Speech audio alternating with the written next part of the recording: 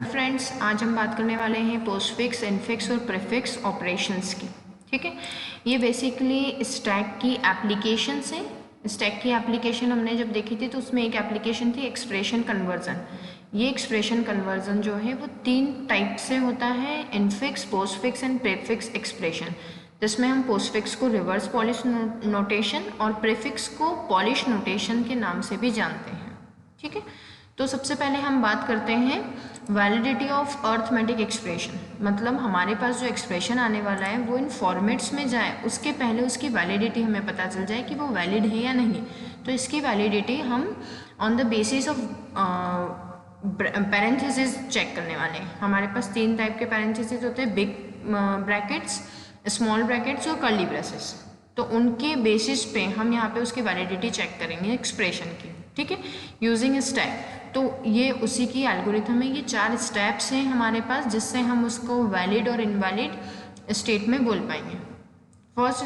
First है opening parenthesis encountered, it is pushed on to the stack. अगर opening parenthesis आता है तो हमको उसको स्टैक में भेज देना है। Closing parenthesis is encountered, the stack is examined. अगर क्लोजिंग पैरेंथेसिस आता है तो हमको उस ब्रैकेट के बीच के सारे आइटम सेट को एग्जामिन करना है, कैलकुलेट करना है ना, इवेल्युएट करना है।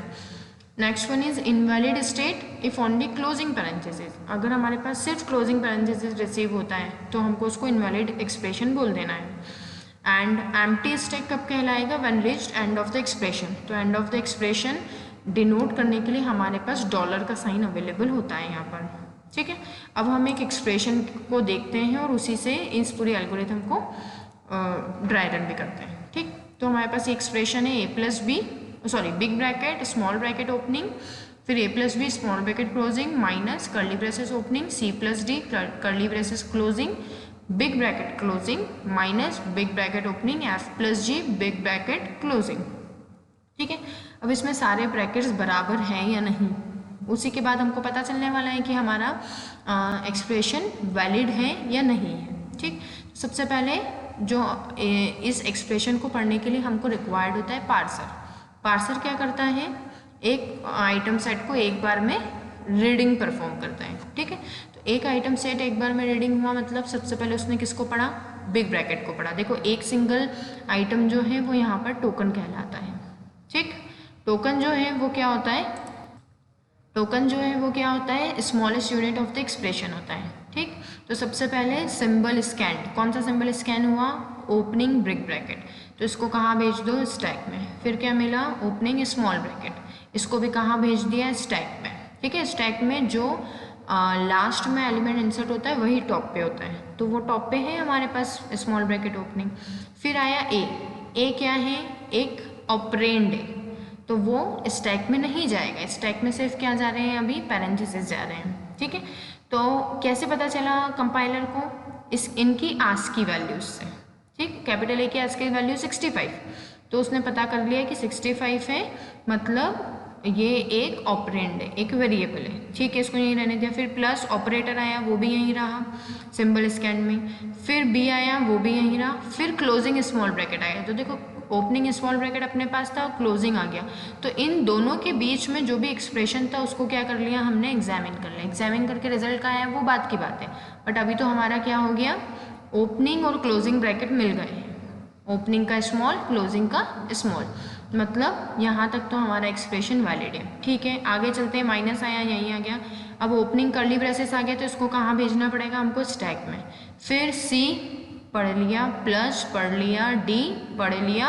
अब कर्ली ब्रेसेस का क्लोजिंग आया, तो कर्ली ब्रेसेस का क्लोजिंग और अभी क्या आया था? ओपनिंग। इन दोनों के बीच जो भी एक्सप्रेशन है उसको एग्जामिन कर लेंगे और ये दोनों ब्रैकेट्स वैनिश हो जाएंगे ना। देखो, ये ओपनिंग था, ये क्लोजिंग है, दोनों कैसे हो गए? वैनिश हो गए। ठीक है, फिर हमारे पास बिग ब्रैकेट का भी क्लोजिंग आ गया, तो ये बिग ब्रैकेट का ओपनिंग और ये बिग ब्रैकेट का क्लोजिंग, तो ये भी क्या हो गए? वैनिश हो गए। तो हमारा स्टैक कैसा हो गया? देखो, एम्प्टी हो गया। तो ये किसने बताया हमको?